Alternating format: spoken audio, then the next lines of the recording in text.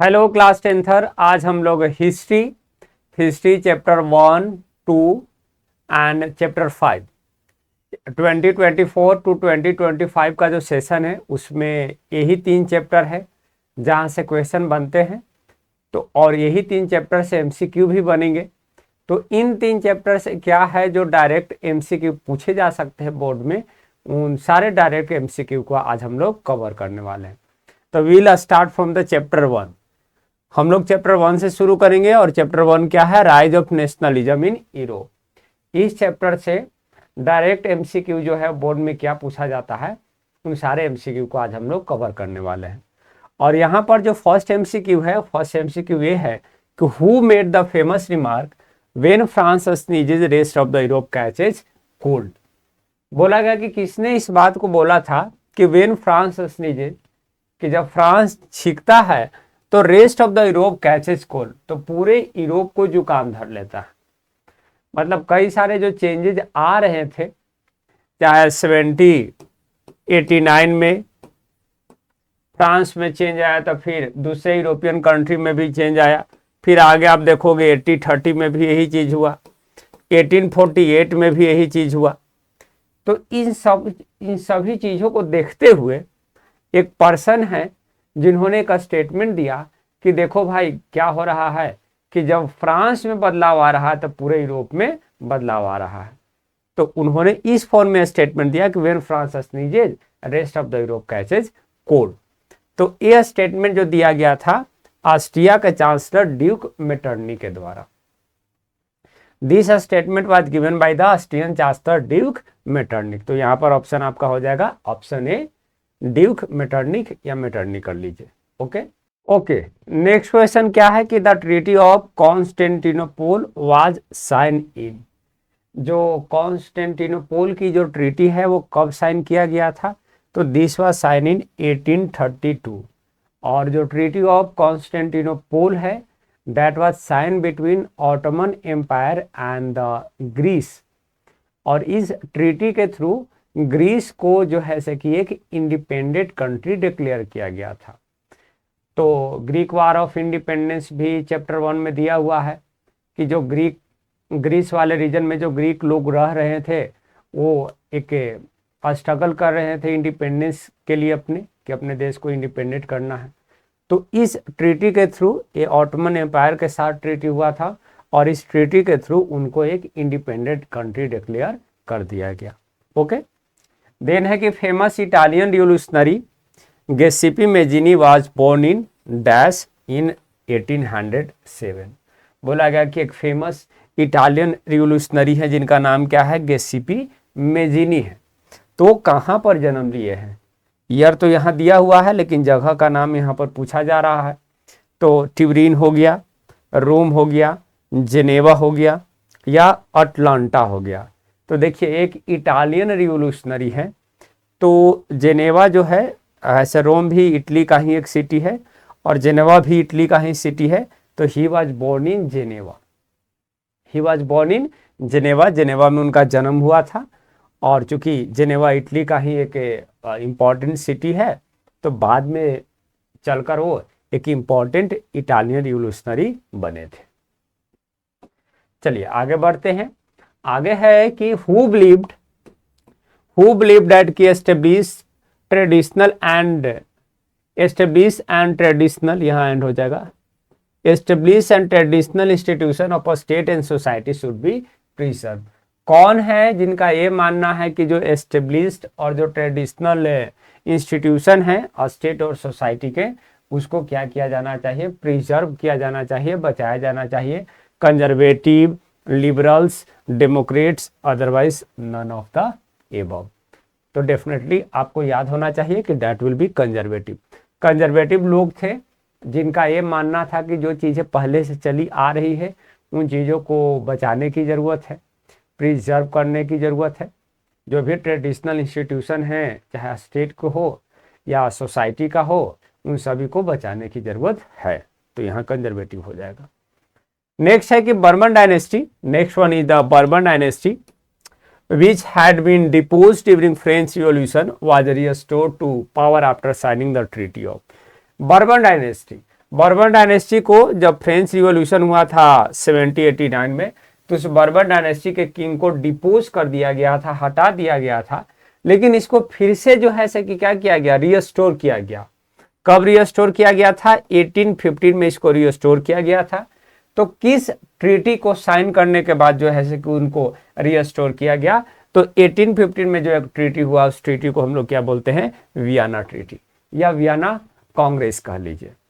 Vienna treaty जो कि 1815 में हुआ है, और इस ट्रीटी के थ्रू बर्बन डायनेस्टी को फिर से जो है कि फ्रांस में क्या किया गया? रीस्टोर किया गया, राजगद्दी पर बैठाया गया। तो यहां हो जाएगा ट्रीटी ऑफ वियना हो जाएगा। Okay, now the next question is that कि which regimes impose censorship laws to control what was said in newspaper, books and the place. कौन सा रिजाइम है, किसका गवर्नमेंट है जो सेंसरशिप इम्पोज कर रहा है ताकि उसको पता चल सके कि न्यूज़पेपर में जो है कि कौन सी चीज़ें प्रिंट हो रही है, या बुक्स में क्या पब्लिश किए जा रहे हैं, या किस तरह के प्ले, नाटक वगैरह लिखे जा रहे हैं। तो यहाँ पर क्या हो जाएगा? यहाँ भी क्या हो जाएगा? Liberals, conservative, Democrat, otherwise secular होगा। तो यहाँ पर भी क्या हो जाएगा? कंजर्वेटिव। कंजर्वेटिव लोग 1815 में इनकी जब गवर्नमेंट आई, तो गवर्नमेंट आने के बाद फिर से जो है कि सेंसरशिप इम्पोज कर दिए ताकि उन्हें पता चल सके कि न्यूज़पेपर में क्या प्रिंट हो रहा है, इसके साथ साथ बुक में क्या पब्लिश हो रहा है, और किस तरह के लेख लिखे जा रहे हैं, ताकि फिर से विरोध ना हो, फिर से जो पावर उनको मिला है वो पावर फिर से छीन न लिया जाए। लेकिन फिर से जो है कि प्रोटेस्ट होता ही है। 1830 में फिर से रिवोल्ट होता है। ओके, चलिए आगे बढ़ते हैं। नेक्स्ट जो क्वेश्चन है कि a large part of Balkan was under the control of dash empire. Balkan का एक बहुत बड़ा जो हिस्सा है वो किसके कंट्रोल में था? ऑटोमन एम्पायर के कंट्रोल में था। बाल्कन जो कि अर्ली 20th सेंचुरी में बोल लीजिए या लेट 19th सेंचुरी में बोल लीजिए कि बाल्कन रीजन में बहुत ज़्यादा कन्फ्लिक्ट हो रहा था, और इस बाल्कन रीजन का बहुत बड़ा हिस्सा जो था वो किसके कंट्रोल में थे? ऑटोमन एम्पायर के कंट्रोल में थे। Okay, artist of the time of the French revolution personified as a female figure. किसको पर्सनिफाइड कर रहे हैं? फीमेल फिगर के रूप में। सोशलिज्म को, लिबर्टी को, ऑटोक्रेसी को, या नन ऑफ द एबव। तो लिबर्टी हो गया। आप देखोगे कि जिस समय फ्रेंच रिवॉल्यूशन हो रहे थे उस समय जो आर्टिस्ट थे, उन आर्टिस्टों ने क्या किया था कि लिबर्टी को, जो फ्रीडम है, उसको एक फीमेल फिगर के रूप में पर्सनिफाई करने का काम कर रहे थे, मानवीकरण करने का काम कर रहे थे। पर्सनिफाई करने का मतलब कि एक ह्यूमन की तरह बिहेव करना, ठीक है ना, एज अ पर्सन बिहेव करना। तो लिबर्टी जो कि एक लिबर्टी जो कि फ्रीडम भी कह सकते हो, फ्रीडम या लिबर्टी मतलब मिला जुला कर एक ही होता है, थोड़ा बहुत डिफरेंस है, बट आप समझ सकते हो। तो लिबर्टी को एक फीमेल फिगर के रूप में प्रेजेंट किया जा रहा था, और वो जो भी उस जो फिगर था उस फिगर के थ्रू बताए जा रहे थे कि क्या क्या राइट्स जो है कॉमन सिटीजन्स को मिलने चाहिए। Okay, next idea of la patria means. La patria का मतलब क्या है? La patria means fatherland. La patria and les citoyens, ये दो आइडिया है जो फ्रांस में बहुत ही पॉपुलरली जो है कि स्प्रेड किए जा रहे थे ताकि लोगों के बीच जो है यूनिटी को बनाया जाए। और ला पेट्रिया का मतलब फादरलैंड था, और लेस सिटियोन का मतलब क्या था? सिटीजन्स था, कॉमन सिटीजन्स, की हम सभी लोग सिटीजन्स हैं, ना कि राजा के प्रजा हैं। और ला पेट्रिया के थ्रू बताया जा रहा था कि ये जो लैंड है, ये लैंड हम लोगों का फादर का है, ठीक है, ये राजा का नहीं है। तो ये दो विचार जो है बहुत ही पॉपुलरली जो है कि स्प्रेड किए जा रहे थे फ्रेंच रिवॉल्यूशन के टाइम पीरियड में, ताकि लोगों के बीच यूनिटी को क्रिएट किया जाए। ओके, नेक्स्ट क्वेश्चन ये है कि active citizens was elected by the body of state general and was rename by. देखिए, जो एक्टिव सिटीजन्स है, एक्टिव सिटीजन्स क्या कर रहे हैं? स्टेट जनरल के बॉडी को जो है चुनने का काम कर रहे हैं, और स्टेट जनरल को जो है कि नाम चेंज कर दिया गया, और नया नाम कौन सा दिया गया? प्रोविंशियल असेंबली हो जाएगा, स्टेट असेंबली हो जाएगा, या नेशनल असेंबली हो जाएगा। तो state general was elected by the active citizens and renamed as a national assembly. अब जो है स्टेट जनरल को कौन इलेक्ट कर रहे हैं, एक्टिव सिटीजन्स इलेक्ट कर रहे हैं, और उनको नया नाम दिया गया कि अब ये स्टेट जनरल नहीं कहलाएगा बल्कि क्या कहलाएगा, अब ये नेशनल असेंबली कहलाएगा, जो पूरे नेशन को क्या कर रहा है, वो रिप्रेजेंट कर रहा है। ओके।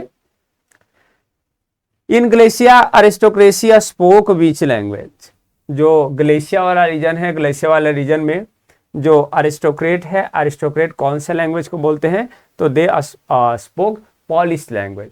ऑटोमन एम्पायर को दिखाया गया है और उसके थ्रू बताया गया है कि देखिए किस तरह का कल्चरल और रीजनल डाइवर्सिटी हुआ करता था, उसी में वहाँ चर्चा किया गया है ग्लेशिया का। और ग्लेशिया में जो अरिस्टोक्रेट रहते थे तो they spoke the Polish language, ओ पॉलिश लैंग्वेज को बोलते थे। ओके।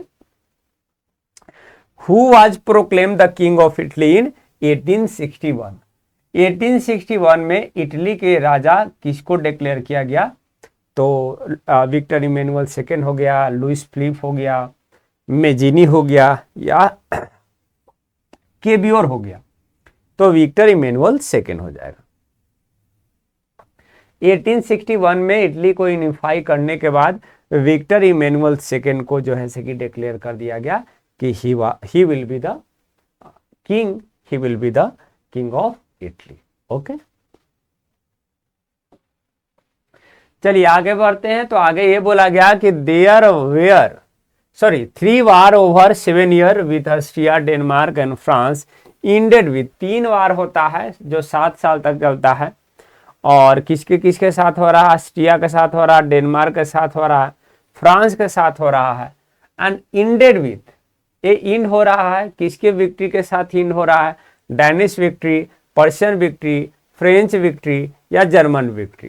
तो याद कीजिए जर्मनी का वार चला है, 3 वार चला है, ऑस्ट्रिया, डेनमार्क और फ्रांस के साथ 7 सालों तक चला है, और इसमें चूंकि जर्मनी के तरफ से कौन से प्रोविंस जो था वो लड़ रहा था, पर्शिया लड़ रहा था, तो that was ended with the Persian victory. Persian victory के साथ इंड होता है, और इस तरह से जर्मनी की क्या हो जाती है, यूनिफिकेशन हो जाती है। ओके, अब नेक्स्ट क्वेश्चन है कि अब who was proclaim the emperor of Germany in 1871, 1871 में जो है जर्मनी के एम्पेरर किसको डिक्लेयर किया गया, Otto von Bismarck, Victor Emmanuel second, count Cavour, otherwise Kaiser William first. तो क्या हो जाएगा, कैसर विलियम फर्स्ट हो जाएगा। 1871 में कैसर विलियम फर्स्ट को डिक्लेयर किया गया कि कैसर विलियम फर्स्ट जो होंगे वो जर्मनी के एम्पेरर होंगे, जर्मनी के सम्राट होंगे। जर्मनी को यूनिफाई किया गया, पर्शिया के तरफ जो है, पर्शिया के तरफ से लड़ाई लड़े जा रहे थे, पर्शिया 3 वार लड़ता है, किसके किसके साथ, ऑस्ट्रिया, डेनमार्क और फ्रांस के साथ, और ये तीनों वार में इन तीनों देशों को वो डिफीट कर देता है, और डिफीट करने के बाद जो है कि एक नए जर्मन एम्पायर, एक नए जर्मन नेशन स्टेट बनाए गए, और इस नए जर्मन एम्पायर के एम्पेरर किसको डिक्लेयर किया गया, तो कैसर विलियम फर्स्ट को। Okay, who hosted treaty of Vienna, जो 1815 में 1815 में जो वियना ट्रीटी हुआ था, उस वियना ट्रीटी को लीड कौन कर रहे थे, तो यहां पर क्या हो जाएगा, ड्यूक मेटरनिक हो जाएगा। ये वही ड्यूक मेटरनिक है जो ये स्टेटमेंट दिए थे कि when France sneezes rest of the Europe catches cold, और ट्रीटी ऑफ वियना जो 1815 में हुआ था उसको लीड यही कर रहे थे। और जो वियना है, वियना ऑस्ट्रिया में ही है, इसलिए ऑस्ट्रिया के चांसलर, और ये जो ड्यूक मेटरनिक थे ऑस्ट्रिया के चांसलर थे, इसलिए वो इस मीटिंग को क्या कर रहे थे, लीड कर रहे थे। Okay, now what does a blindfolded women carrying a weighing scale symbolize. याद कीजिए, आंख पर बंधी हुई काली पट्टी और हाथ में ली हुई तराजू, ये जो इमेज है ये किसको सिंबलाइज करता है, तो ये न्याय का प्रतीक, ये किसका प्रतीक है, न्याय का प्रतीक है, that was the symbol of justice. A blindfolded women, एक ब्लाइंड फोल्डेड वीमेन है, that was carrying weighing scale, weighing scale को कैरी की हुई है, and that symbolise what, peace, equality, justice otherwise liberty, तो that will be justice and न्याय का प्रतीक है। What did Germania symbolise, Germania क्या सिंबलाइज कर रहा है, तो जर्मेनिया जर्मन स्टेट को सिंबलाइज कर रहा है, और जो मेरियाना है, Marianne was symbolizing the France nation state. Okay, तो ये हो जाएगा German nation. Name the custom union, बोला गया कि name the custom union form by the Persia to abolish tariff barrier. बताइए कि कौन सा कस्टम यूनियन जो है वो पर्शिया के द्वारा बनाया गया था ताकि टैरिफ बैरियर को क्या किया जाए, एबोलिश किया जाए। तो एले, जोल्वरिन, जियोबेकिन, अदरवाइज ला पेट्रिया, तो क्या हो जाएगा जोल्वरिन। जोल्वरिन जो है कि 1834 में पर्शिया के द्वारा जो है कस्टम यूनियन बनाया गया था जर्मन वाले रीजन में, ताकि जो भी टैरिफ बैरियर है उस टैरिफ बैरियर को क्या किया जाए, एबोलिश किया जाए। ओके, द नेक्स्ट 2 क्वेश्चन, और उसके बाद चैप्टर 1 से जितने भी डायरेक्ट एमसीक्यू है वो खत्म हो जाएंगे। Which of the following is true with the reference to the romanticism. Romanticism के रेफरेंस में कौन सा जो यहाँ पर चीजें है वो सही है। Concept of government by consent, freedom of market, cultural movement, freedom of and individual. तो रोमांटिसिज्म का मतलब क्या है, तो रोमांटिसिज्म एक तरह का क्या है, कल्चरल मूवमेंट है। रोमांटिसिज्म एक तरह का क्या है, कल्चरल मूवमेंट है। तो यहाँ पर करेक्ट क्या हो जाएगा, सी हो जाएगा कि रोमांटिसिज्म इज इंटरलिंक, या romanticism is associated with the cultural movement. Okay, now which one of the flowing area was the most serious conflict of the nationalist tension in Europe after 1871। 1871 के बाद ऐसा कौन सा एरिया है जहां पर बहुत ज्यादा कन्फ्लिक्ट हो रहा है और जिसके कारण फर्स्ट वर्ल्ड वार भी हुआ है। फर्स्ट वर्ल्ड वार जो 1914 में जिसकी शुरुआत हुई, जो 1918 तक चला है, इसके पीछे का रीजन क्या है कि 1871 के बाद एक एरिया है जो काफी ज्यादा कन्फ्लिक्टिंग होने लगा था और इसके कारण जो है फर्स्ट वर्ल्ड वार हुआ। और वो एरिया कौन सा है, बाल्कन एरिया है। वो एरिया कौन सा है, बाल्कन एरिया। यहां तक चीजें क्लियर है। ओके, अब हम लोग सेकेंड चैप्टर जो नेशनलिज्म इन इंडिया है, नेशनलिज्म इन इंडिया का एमसीक्यू हम लोग देख लेते हैं कि इससे क्या क्या जो है डायरेक्ट एमसीक्यू पूछे जाते हैं। जो पहला एमसीक्यू है, पहला एमसीक्यू क्या है, which of the following situation in India were the result of first world war. बोला गया कि इंडिया में कौन कौन से ऐसे सिचुएशन हैं जो फर्स्ट वर्ल्ड वार के कारण बने हैं। Like there was a widespread anger in village due to the force recruitment. उस समय जो है लोगों को जबरन सेना में भर्ती कराया जा रहा था, तो गांव वाले रीजन में बहुत ज्यादा गुस्सा था। तो बिल्कुल ये सही है, ये फर्स्ट वर्ल्ड वार का ही जो है कि फर्स्ट वर्ल्ड वार के ही कारण सिचुएशन बने। आगे क्या है कि कस्टम ड्यूटीज वेयर इंक्रीज, तो कस्टम ड्यूटीज को भी बढ़ा दिया गया था क्योंकि वार में बहुत ज्यादा पैसा की जरूरत थी, तो पैसा का बहुत ज्यादा खर्च हो रहा था, तो ब्रिटिशर्स ने कस्टम ड्यूटीज को इंडिया में बढ़ा दिया। Income tax were introduce, yes, और पैसा कलेक्ट करने के लिए कि और ज्यादा से ज्यादा पैसा है, उसने इनकम टैक्स को भी इंट्रोड्यूस कर दिया। और डी क्या है, ऑल ऑफ द एबव, तो ऑल ऑफ द एबव हो जाएगा क्योंकि फर्स्ट वर्ल्ड वार के कारण ये तीनों सिचुएशन बने हैं और डी ऑप्शन जो है ऑल ऑफ एबव है, तो यहाँ पर ये हो जाएगा। तो these are the situation created in India due to the result of first world war. Okay, now as per census of 1921 का जो सेंसस हुआ है उस सेंसस के बेसिस पर millions of people died due to. 1921 के सेंसस के बाद आप देखते हो कि लाखों की संख्या में लोग जो है भारत में मर जाते हैं। उसके पीछे का कारण क्या है, epidemics and war famine, epidemics and war famine, and then war हो गया, राइट्स हो गया, एंड नन ऑफ एबव हो गया। ये वार फेमाइन नहीं होगा, सिर्फ फेमाइन होगा। तो यहां पर ऑप्शन क्या होगा, एपिडेमिक्स एंड फेमाइन। लाखों की संख्या में जो लोग मरे हैं 1921 के बाद, तो उसके पीछे का कारण एपिडेमिक्स है और फेमाइन है। प्लेग नाम की, प्लेग और इन्फ्लुएंजा, ये जो दो एपिडेमिक था बहुत ज्यादा बढ़ गया। इसके कारण क्रॉप फेलियर बन गया, तो फूड शॉर्टेज हो गया, फूड शॉर्टेज के कारण फेमाइन का सिचुएशन हुआ, जिसके कारण जो एनसीईआरटी में जो डेटा दिया गया है वो ये दिया गया है कि 12 मिलियन टू जो है कि 13 मिलियन 12 से 13 मिलियन जो लोग हैं भारत में वो they are going to be died due to the epidemic and famine. Okay, influenza epidemic और फेमाइन के कारण 12 से 13 मिलियन लोग माने 1 करोड़ 20 लाख से 1 करोड़ 30 लाख लोग मर गए। Okay, the infamous Jallianwala Bagh massacre took place when there was an annual dash fair. बोला गया कि जो जालियांवाला बाग जो नरसंहार है वो किस प्लेस पर हुआ था या जिस प्लेस पे भी हुआ तो उस समय क्या चल रहा था, वहां पर कौन सा फेयर चल रहा था? तीजन फेयर चल रहा था, गुरु पूरब चल रहा था, या लोहरी फेयर चल रहा था, या बैसाखी फेयर चल रहा था? तो कौन सा फेयर चल रहा था? बैसाखी फेयर लगा हुआ था। 13 अप्रैल को ये घटना घटी थी 1919 में, और इस दिन उस जालियांवाला बाग में बैसाखी फेयर भी था।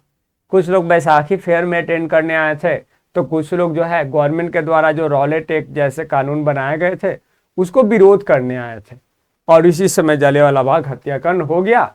जनरल डायर आया सेना को लेकर, उसने ओपन फायर करवा दिया। Okay, what was the next question है कि what was the main reason behind Mahatma Gandhi decision to take up the Khilafat issue. Khilafat issue जब गांधी जी लेते हैं तो उसके पीछे का मेन कारण क्या है ना? फर्स्ट वर्ल्ड वार के बाद गांधी जी खिलाफत इशू को उठाते हैं तो उसके पीछे का कारण क्या है? तो to bring more unity between Hindus and Muslim. पहला ये हो गया to bring more unity between Hindus and Christian. Second ये हो गया to bring more unity between Christian and Muslim. Third ये हो गया, एंड फोर्थ क्या हुआ? None of the above. तो साधारण सी बात है कि हिंदू और क्रिश्चियन को यूनिटी क्रिएट करने के लिए तो खिलाफत इशू नहीं लिए होंगे, ये तो क्लियर है, या क्रिश्चियन और मुस्लिम को यूनाइट करने के लिए भी नहीं लिए होंगे। तो लिए होंगे तो क्यों लिए होंगे? ताकि हिंदुओं और मुस्लिमों को एक किया जाए, ताकि जो राष्ट्रीय आंदोलन चल रहा है उस राष्ट्रीय आंदोलन को और ज्यादा मजबूत किया जाए। नेशनल मूवमेंट को और मजबूत करने के लिए खिलाफत इशू उठाते हैं, ताकि हिंदू और मुस्लिमों को एक कर इस राष्ट्रीय आंदोलन को और ज्यादा मजबूत किया जाए, ताकि अंग्रेजों की छक्के छुड़ाए जाए। ठीक है, ये चीज हो गई। Who is the author of the book Hind Swaraj? जो 1909 में एक जो बुक लिखा गया है हिंद स्वराज, उसके ऑथर कौन है? भगत सिंह, जवाहरलाल नेहरू, सुभाष चंद्र बोस, महात्मा गांधी। तो महात्मा गांधी है। महात्मा गांधी हिंद स्वराज के ऑथर है, और इस बुक में ही उन्होंने डिस्क्राइब किया था कि देखो, अगर भारत में ब्रिटिश रूल अगर एस्टेब्लिश हुआ है तो भारतीयों के हेल्प से ही ब्रिटिश रूल एस्टेब्लिश हुआ है, और अगर भारतीय अगर कोऑपरेट करना छोड़ दे तो 1 साल के ही अंदर जो है कि ब्रिटिश रूल कोलैप्स हो जाएगा और स्वराज भारत में आ जाएगा। इसी पर्पज से जो है कि नॉन कोऑपरेशन खिलाफत मूवमेंट शुरू किया गया था कि ये पूरी तरह से कोऑपरेशन नहीं करना है और 1 साल के अंदर स्वराज आ जाएगा। लेकिन जिस हिसाब से गांधी जी सोचे थे कि नॉन कोऑपरेशन होगा उस हिसाब से हुआ नहीं, इसलिए अंग्रेज 1 साल के अंदर छोड़कर गया नहीं। फिर आंदोलन चलते रहा, आगे तक चला। तो हिंद स्वराज का ऑथर कौन है? महात्मा गांधी है।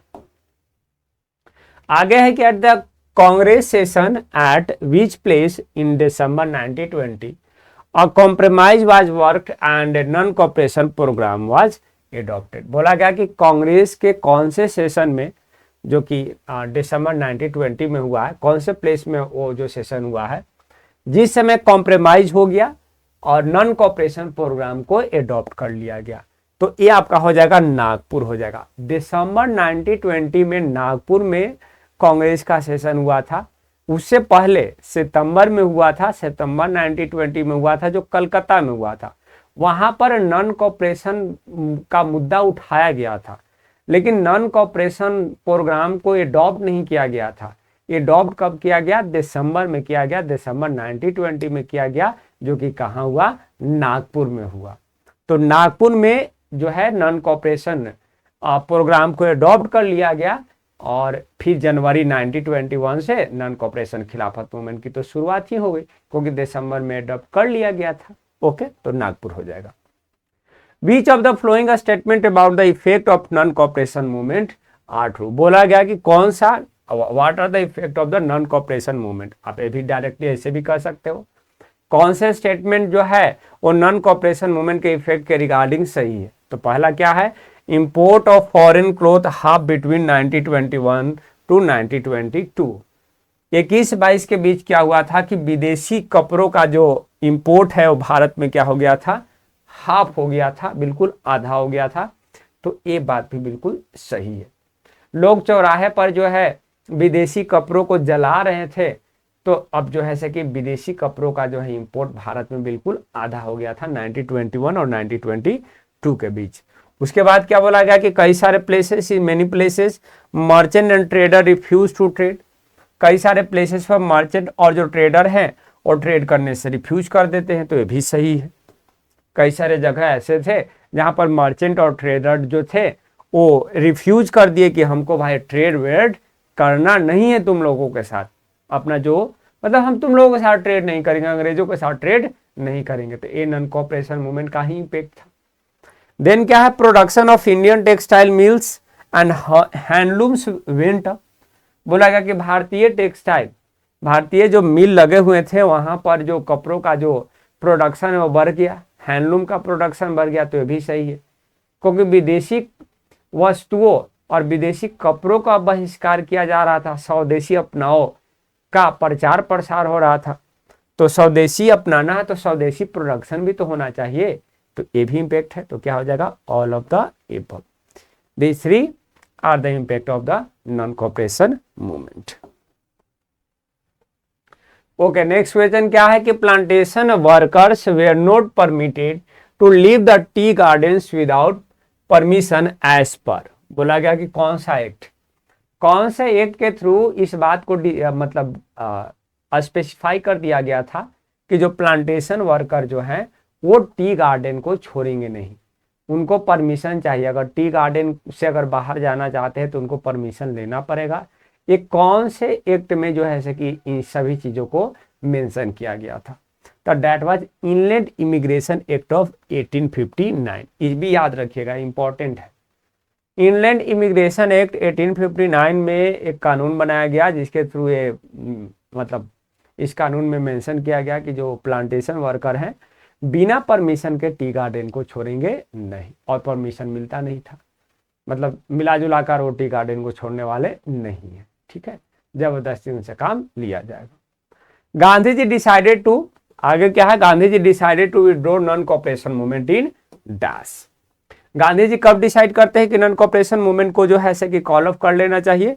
तो फरवरी 1922 में, 4 या 5 फरवरी, 2 डेट आते हैं, कहीं 4 भी रहता है कहीं 5 भी रहता है।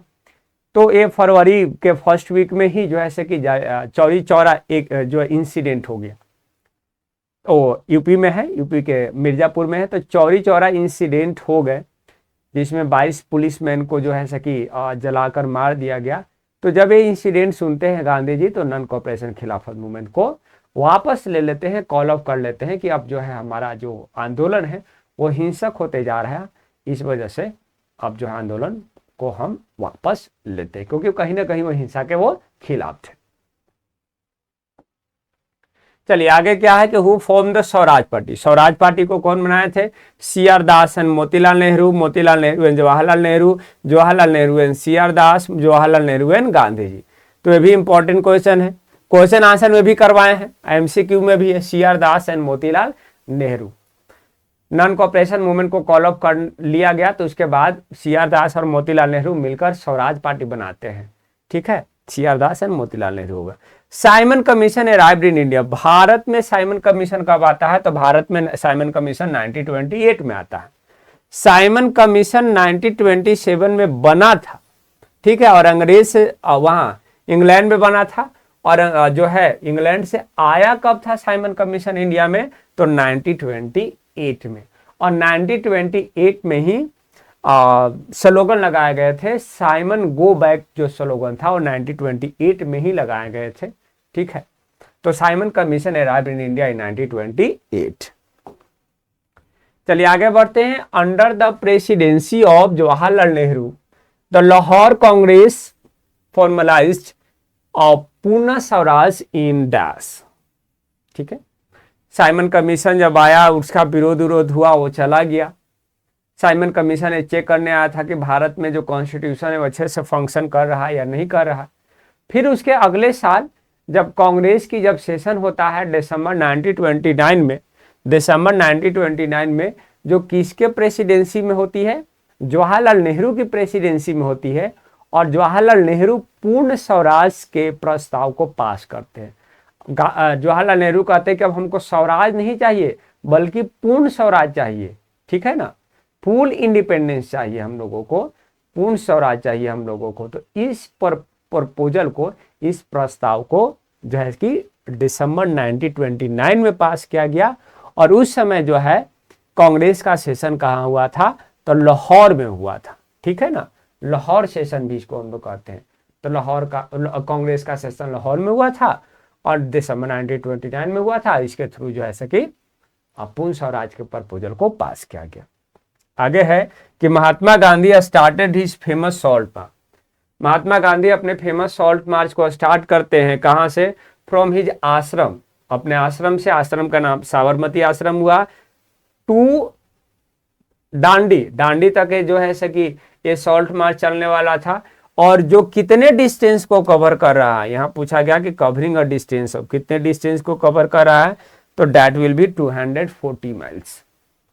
अगर माइल्स में देखा जाए तो कितने माइल्स को कवर कर रहा है, वो 240 माइल्स को कवर कर रहा है। गांधी जी फेमस सॉल्ट मार्च शुरू करते हैं अपने साबरमती आश्रम से लेकर गुजराती के कोस्टल टाउन दांडी तक, और इसके बीच का जो डिस्टेंस है वो डिस्टेंस है 240 माइल्स का। चलिए आगे बढ़ते हैं। महात्मा गांधी रीच दांडी। अब गांधी जी दांडी कब पहुंचते हैं, तो Gandhi ji reach Dandi on April 6, 1930।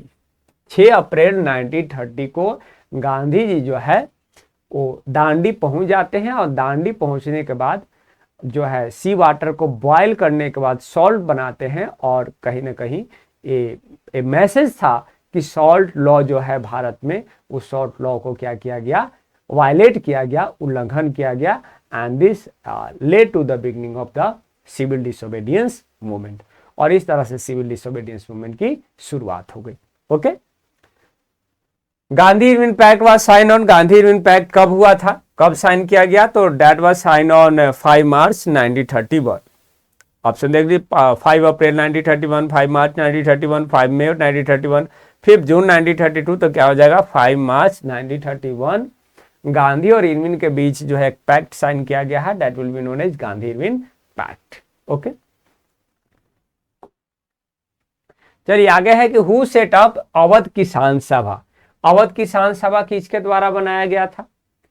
Non cooperation movement शुरू होने से पहले जुलाई और सितंबर 1920 में जो है जवाहरलाल नेहरू यूपी के कुछ रीजन में जाते हैं और जो है गांव वाले रीजन में मूव करते हैं। और जो है जवाहरलाल नेहरू बाबा रामचंद्र का हेल्प लेते हुए वहां पर अवध किसान सभा बनाते हैं, ठीक है।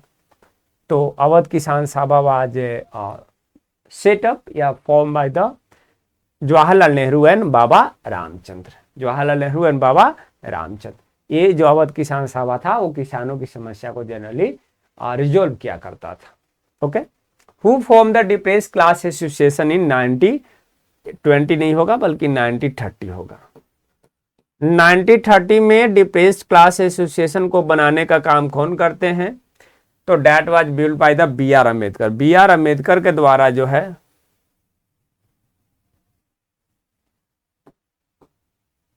बी आर अम्बेडकर के द्वारा जो है से कि 1930 में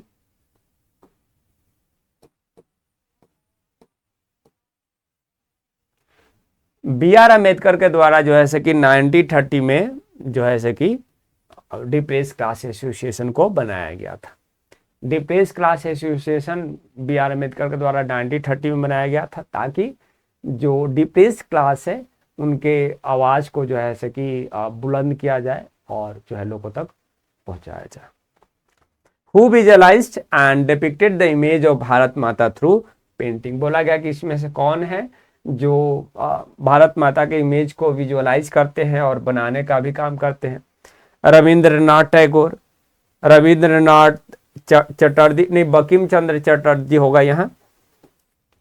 रविंद्रनाथ टैगोर, आगे बंकिम चंद्र चटर्जी, नतीशा शास्त्री और आगे है अविंद्रनाथ टैगोर। तो देखिए अविंद्रनाथ टैगोर होगा।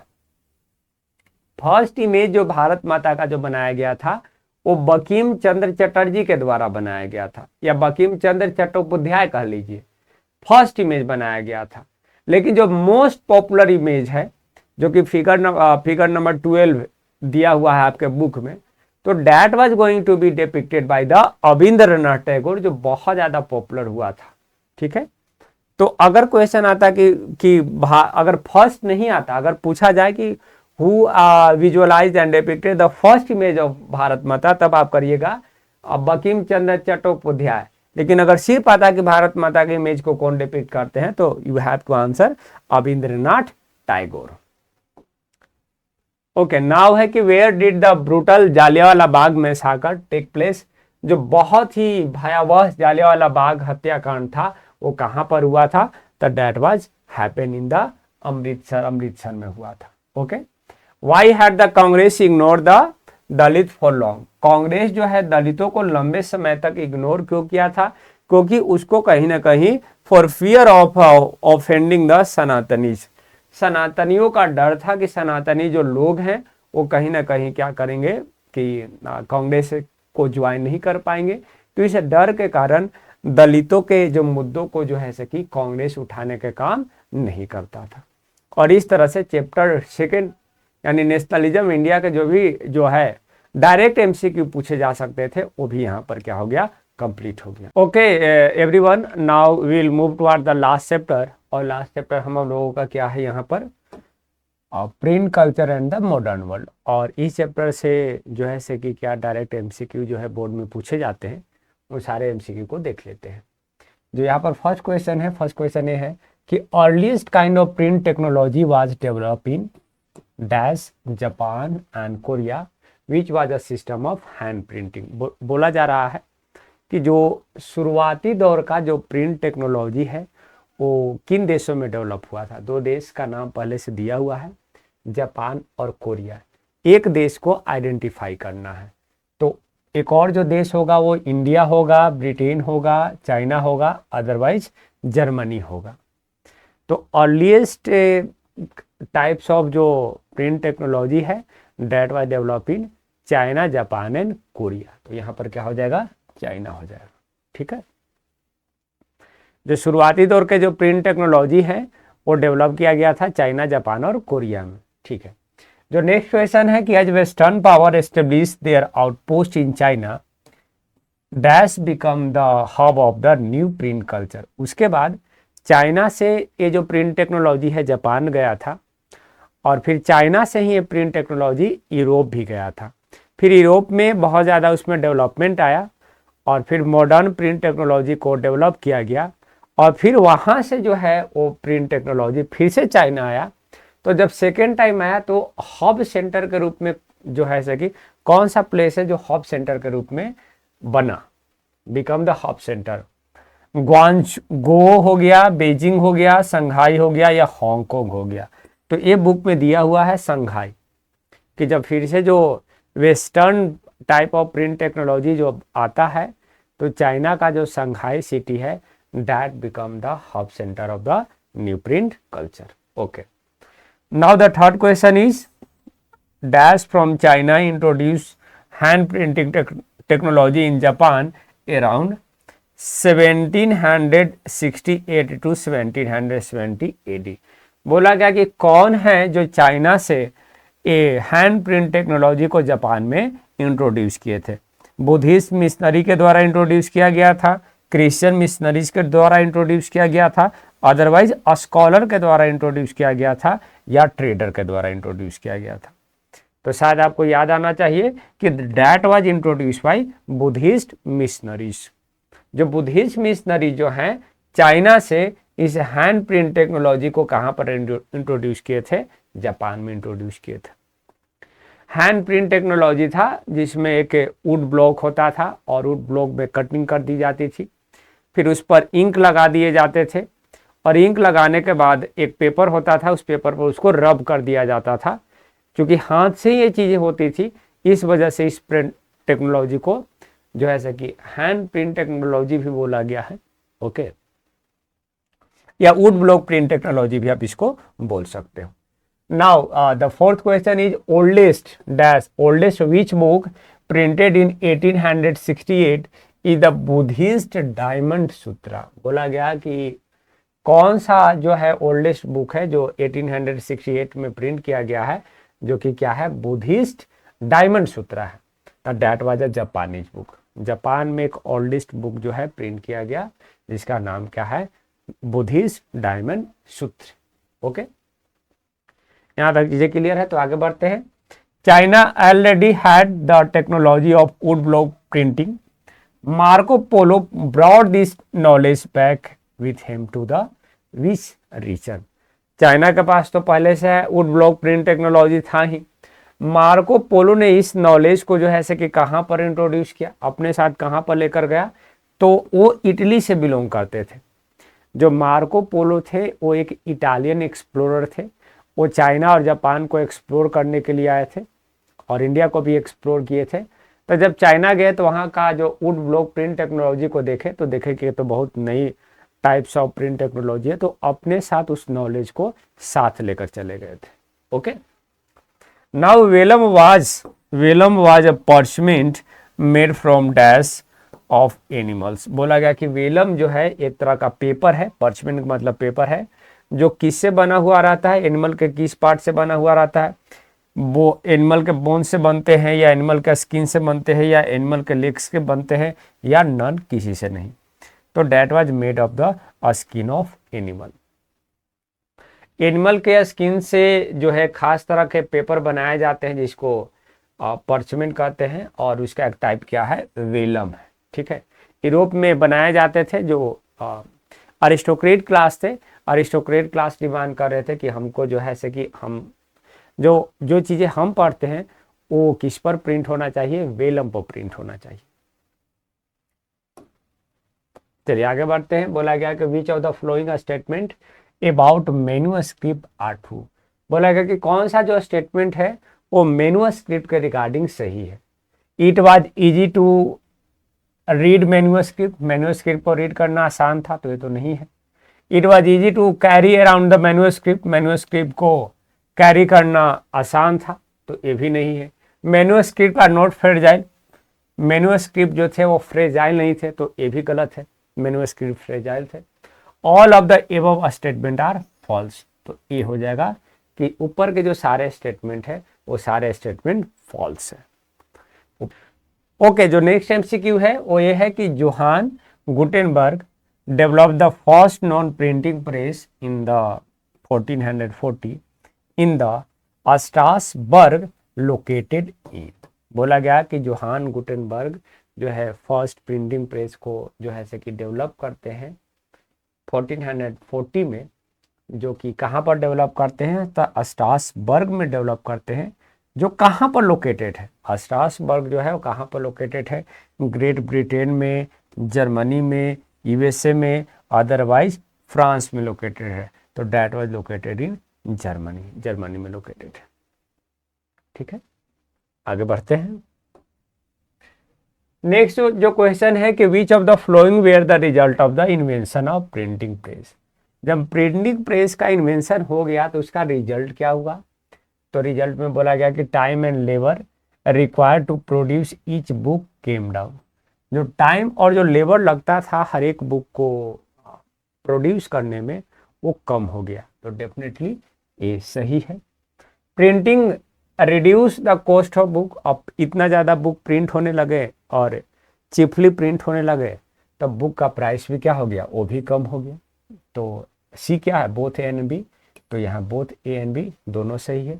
D none of the above तो होगा नहीं, ठीक है। देन है कि in 1517 the religious reformer Martin Luther wrote 95 thesis criticizing the practice of. बोला गया कि 1517 में एक रिलीजियस रिफॉर्मर जिनका नाम मार्टिन लूथर है, उन्होंने 95 थेसिस लिखा था, जिसमें किसके प्रैक्टिस को क्रिटिसाइज कर रहे हैं, रोमन कैथोलिक चर्च के प्रैक्टिस को क्रिटिसाइज कर रहे हैं, प्रोटेस्टेंट्स के प्रैक्टिस को क्रिटिसाइज कर रहे हैं, ऑर्थोडॉक्स चर्च के प्रैक्टिस को क्रिटिसाइज कर रहे हैं, या नन ऑफ द एबव। तो he was criticizing the practices of Roman Catholic church. Roman Catholic church के द्वारा जो भी रीति रिवाज चलाए जा रहे थे, वो बहुत सारे रीति रिवाज पर जो है क्वेश्चन मार्क किया गया, और एक क्वेश्चन मार्क किया गया था 95 थीसिस के द्वारा, जो मार्टिन लूथर के द्वारा लिखा गया था, और ये चर्च के दीवारों पर चिपका दिया गया था कि आप आइए और हमसे डिस्कस कीजिए कि ये जो रीति रिवाज चल रहे हैं उसके पीछे का रीजन क्या है। And now who said printing is the ultimate gift of the God and the greatest one. और मार्टिन लूथर ही जो है उन्होंने एक स्टेटमेंट दिया था प्रिंटिंग के रिगार्डिंग कि printing is the ultimate gift of God and the greatest one. जो प्रिंटिंग है वो एक अल्टीमेट गिफ्ट है गॉड के द्वारा दिया गया है, और इस सबसे मतलब जो गॉड के द्वारा जो अच्छे अच्छे गिफ्ट दिए गए हैं उसमें से एक गिफ्ट ये भी है। Okay, who was Kitagawa Utamaro. Kitagawa Utamaro कौन थे? तो एक तरह का क्या थे, एक जापानीज आर्टिस्ट थे। ये सोर्स बेस्ड जो है ऐसे कि चीजें में दी गई है कितागावा उतामारो के बारे में, जो कि एक आर्टिस्ट थे, जापानीज आर्टिस्ट थे, और उन्होंने ही एक फ्लोटिंग वर्ल्ड मतलब 3D पिक्चर को फर्स्ट टाइम वही बनाए थे। ओके, देन है कि बुक छोटे और बड़े का सवाल, talk about which social reform. जो बुक है छोटे और बड़े का सवाल, वो किस तरह के सोशल रिफॉर्म के बारे में बात करता है। The link between caste and class exploitation, the injustice of the caste system, the restriction on the vernacular press and ill treatment of widows. तो छोटे और बड़े का जो सवाल है एक वर्कर के द्वारा ही लिखा गया है, और इसमें जो है वो लिंक को बताया गया कि किस तरह से कास्ट एक्सप्लॉइटेशन होता है और किस तरह से क्लास एक्सप्लॉइटेशन होता है। Okay, who introduce the first printing press in India. India में फर्स्ट टाइम प्रिंटिंग प्रेस जो है किनके द्वारा जो इंट्रोड्यूस किया गया? East India Company, Arabic trader, Portuguese missionary, none of the above. तो पोर्तुगीज मिशनरी, सबसे पहले यहाँ पर पोर्तुगीज लोग ही आए थे, और पोर्तुगीज मिशनरी के द्वारा ही यहाँ पर जो है कि फर्स्ट टाइम प्रिंटिंग प्रेस को जो है कि इंट्रोड्यूस किया गया। Which of the following refers to the print revolution. यहाँ पर कौन सा स्टेटमेंट है जो प्रिंट रिवॉल्यूशन के रिगार्डिंग सही है? Invention of printing press, shift from hand printing to mechanical printing, revolts of people against printed matter, hand written manuscript for printed books. तो क्या हो जाएगा? शिफ्ट होना हैंड प्रिंटिंग से मैकेनिकल प्रिंटिंग की ओर जो शिफ्टमेंट है, इस शिफ्टमेंट को ही क्या बोला गया है? प्रिंट रिवॉल्यूशन बोला गया। This shiftment will be known as a print revolution. Okay, now 60 number question जो है, और 60 नंबर क्वेश्चन ये है कि बाय होम वाज द संवाद कौमुदी पब्लिश इन 1821। संवाद कौमुदी किनके द्वारा लिखा गया था? संवाद कौमुदी। तो Sambad Kaumudi was going to be written by the Raja Ram Mohan Roy. Raja Ram Mohan Roy के द्वारा संवाद कौमुदी लिखा गया था, और वो सामाजिक सुधार की बात कर रहे थे और धार्मिक सुधार की बात कर रहे थे। तो एक मैगजीन उनके द्वारा जो पब्लिश किया जाता था, उस मैगजीन का ही नाम है संवाद कौमुदी। तो इस तरह से हिस्ट्री का जो भी डायरेक्ट एमसीक्यू हो सकते थे वो चीजें खत्म हो चुकी है। थैंक यू वेरी मच इस वीडियो को देखने